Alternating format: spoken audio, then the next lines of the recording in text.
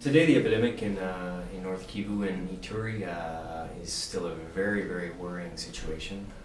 You look at the last 12 weeks of the epidemic, and they're the worst 12 weeks since the beginning.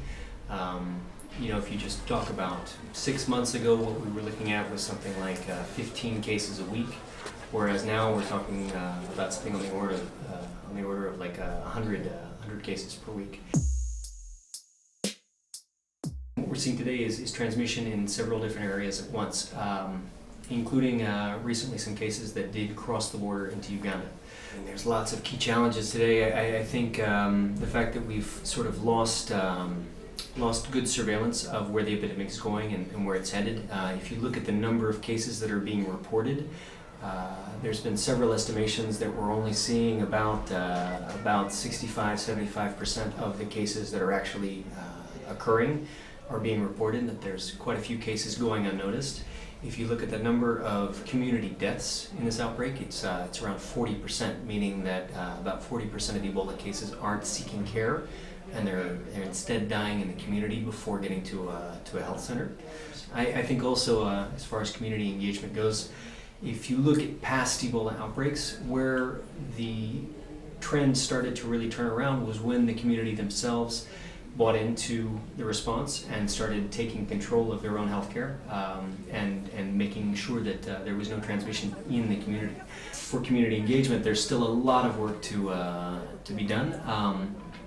Honestly, if you look at where this Ebola outbreak is happening, in North Kivu, it's an area that's got a long history of violence by different armed actors.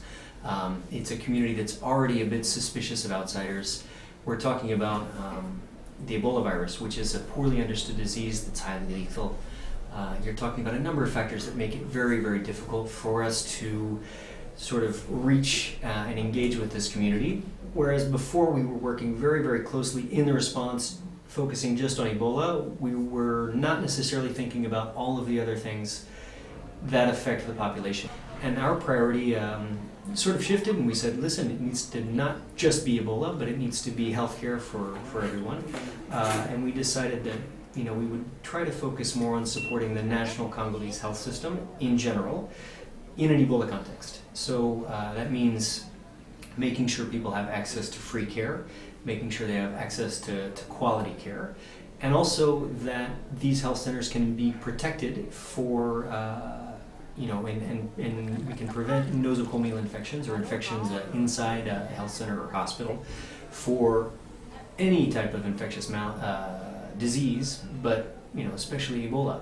And when there is a case of Ebola that arrives, we want to make sure that they get the right type of care and that they get referred to the best place for them, which is usually the Ebola Treatment Center.